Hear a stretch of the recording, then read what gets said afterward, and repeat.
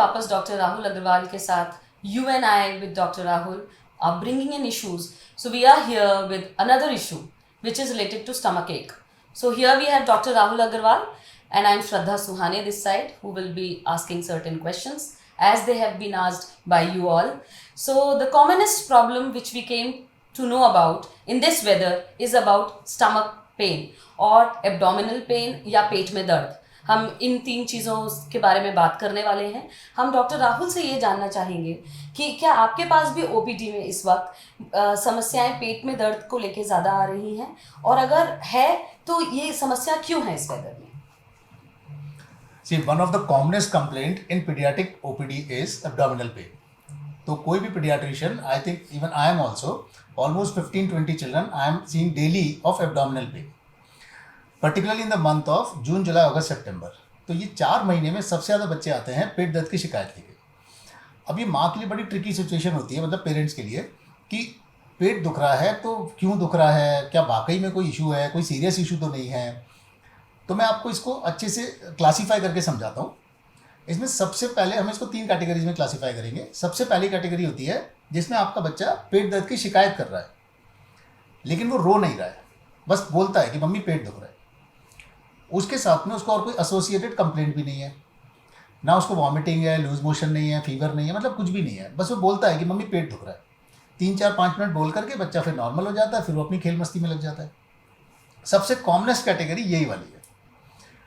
इसमें 3 कारण आते हैं. सबसे पहला कि अगर आपके बच्चे के खाने में फाइबर कम है, मतलब आपके बच्चे की फूड हैबिट्स में फ्रूट्स वेजिटेबल्स कम है और वो दूध, चाय, bread, biscuit, toast, toffee, chips, नमकीन, सॉस, जैम इस पे ज़्यादा है, तो फिर वो बच्चा आपसे रोज़ 2 या 3 बार पेट दर्द की कंप्लेंट करेगा, 2-3-4 मिनट के लिए बोलेगा और फिर वो ठीक हो जाएगा. तो आप प्लीज़ नोट करें कि आप अपने बच्चे के खाने में फाइबर बढ़ाइए, उसके खाने में फ्रूट्स एंड वेजिटेबल्स ज़्यादा ऐड करिए. दूसरा कारण, देयर आर सर्टेन फैमिलीज़ जहाँ पे बहुत रिजिड कंसेप्ट ये होता है कि बच्चा सुबह सोकर उठा है तो उसको जल्दी से दूध पिला दो, स्कूल भेज दो, स्कूल से आएगा तो उसको फिर से कुछ दे दो. यानी जहाँ भी बच्चे की भूख लगने का इंतज़ार पेरेंट्स नहीं करते हैं और टाइम से ज़बरदस्ती, मतलब अब दूध पी लो, अब चाय पी लो, अब बिस्किट खा लो, अब एप्पल खा लो, आप फोर्सिबली जब बच्चे को खिलाते हैं तो बच्चा आपसे पेट दर्द की कंप्लेंट करता है कि माँ मेरा पेट दुख रहा है. तो मेरी सलाह है कि आपका बच्चा एक 3-4-5 साल का जो उम्र का बच्चा है जो स्कूल जाता है, आप प्लीज़ उसके भूख लगने का इंतज़ार करें. आपका बच्चा मांग लेगा आपसे, जब मांगेगा तब आप उसे एक अच्छी सी मील दे दीजिएगा. तीसरी कैटेगरी, स्कूल फियर. ये बहुत इंपॉर्टेंट है to understand all the parents कि बच्चा स्कूल खुलता है, नया क्लास, नया सेशन, कुछ बच्चों के स्कूल चेंज होते हैं, कुछ बच्चे इमोशनली सकम कर जाते हैं. अब वो बच्चे के लिए सबसे ईजी रेस्क्यू एक ही कंप्लेंट आती है कि मम्मी मेरा पेट दुख रहा है. अब यहाँ पर ना मदर की, पेरेंट्स की इंटेलिजेंस इंपॉर्टेंट हो जाती है टू अंडरस्टैंड कि वाकई दुख रहा है कि नहीं. तो आप देखोगे कि इस पेट दर्द में कोई और शिकायत नहीं आएगी, बच्चा सिर्फ पेट दर्द की कंप्लेंट करेगा. That at particular time of सुबह उठने के बाद, रात को सोने के पहले, ट्यूशन होमवर्क के टाइम पे, या पेरेंट्स के सामने बस कंप्लेंट करेगा और बाकी वो अपना मस्ती से खेलता रहेगा. तो it is very important to observe कि आपके बच्चे को कोई और कंप्लेंट तो नहीं है. जब उसका मन है तो खेल मस्ती भी कर रहा है, जब उसका मन है तो खा भी रहा है, बस वो आपसे शिकायत कर देता है. तो यहाँ पर आप असेस कर लें कि उसको हो सकता है कि स्कूल फियर की वजह से ऐसा हो रहा हो. बहुत सारे parent, almost daily 4-5 children I see in my OPD daily in this particular months. Parents school से बच्चा लेकर के आ रहे हैं कि सर इसका पेट दुख रहा है. अब वो बच्चा क्या करता है कि अब उसको किसी पर्टिकुलर क्लास का फियर है, पढ़ाई का फियर है, फ्रेंड का फियर है, कुछ भी है, तो पेट दर्द बोल करके सिक रूम में चला जाता है. तो आप डॉक्टर को दिखा लें. अगर डॉक्टर बोल रहा है कि इसे कुछ भी नहीं है तो आप 3 चीज़ें कर दें. फोर्सिबली खिलाना बंद कर दें, खाने में फाइबर ऐड कर दें, और अपने बच्चे की स्कूल जाने की रूटीन में आप उसकी हेल्प करें. टीचर के साथ मिल करके अपने बच्चे को एक बार स्कूल में एडजस्ट कराएं. आप फ्रीक्वेंट छुट्टियां उसकी मत कराइए, स्कूल से बार बार वापस मत लाइए, नहीं तो आपको अपने बच्चे को एडजस्टमेंट में प्रॉब्लम आएगा. अब दूसरी कैटेगरी होती है जिसमें बच्चे वाकई में बीमार हैं, पेट में इन्फेक्शन हो गया, क्योंकि ये पर्टिकुलर मंथ्स फूड पॉइजनिंग के भी होते हैं. बारिश का मौसम मतलब ख़राब खाना, ख़राब पानी, और बच्चा तुरंत बीमार पड़ गया.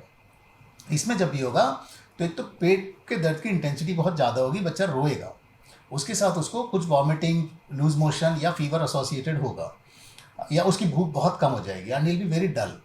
ऐसा कोई भी मार्कर्स हैं तो आप प्लीज़ डॉक्टर के पास जाइए और अपने बच्चे के पेट के इन्फेक्शन का इलाज कराइए. तीसरी कैटेगरी है जिसमें बच्चे को बहुत तेज़ पेट दुख रहा है मे और may not be associated with vomiting and loose motion, but पेट बहुत जोर से दुख रहा है, बच्चा वाकई बहुत तकलीफ में है और वो पेट पकड़ के लोटपोट हो रहा है, आप वाकई चिंता करिए, डॉक्टर के पास जाइए, अल्ट्रासाउंड कराइए। हो सकता है आपके बच्चे को कोई स्टोन है, अपेंडिक्स है, इंटरसेक्शन है, कोई ऐसी प्रॉब्लम है जिससे बच्चा वाकई तकलीफ में है। So these are 3 categories broadly. इसके अलावा कुछ और कारण है पर वो बहुत रेयर हैं, तो उसको हम इस पर डिस्कस नहीं करते हैं, but these are the 3 category. So doctor, मैं इस बात को फिर ऐसे रखूं सामने कि मोटा मोटा जो मैंने समझा कि पहली कैटेगरी है कि बच्चे किसी चीज़ से नहीं खुश हैं, उनका कहीं स्कूल में मन नहीं लग रहा है, इसलिए वो बहाना कर देते हैं पेट दर्द का, and then mother has to handle this type of category. Then second is जब बच्चे के पेट में सही में बहुत दर्द है तो डॉक्टर के पास ले जाना है।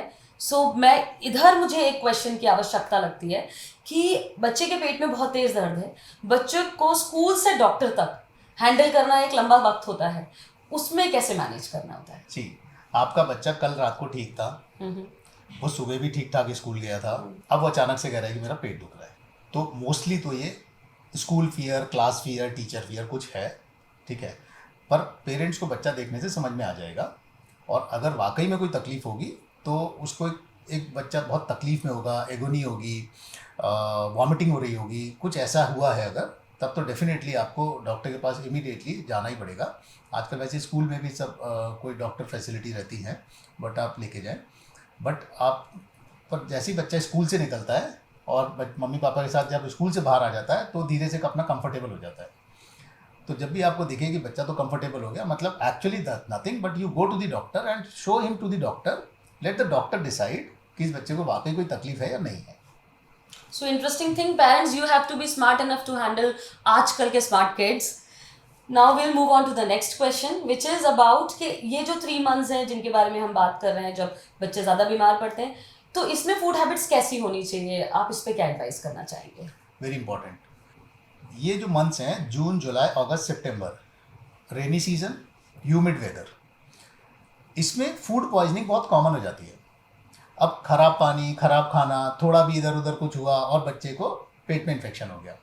अब पेट में इन्फेक्शन होगा तो उसको एसोसिएटेड मतलब गैस्ट्रोएंटेराइटिस के मार्कर्स आएंगे, कुछ तो vomiting, loose motions, nausea, abdominal pain, ये सब कंप्लेंट्स आएंगी। इस पर्टिकुलर वेदर में मेरी एडवाइस है कि आप पानी फिल्टर्ड रखें।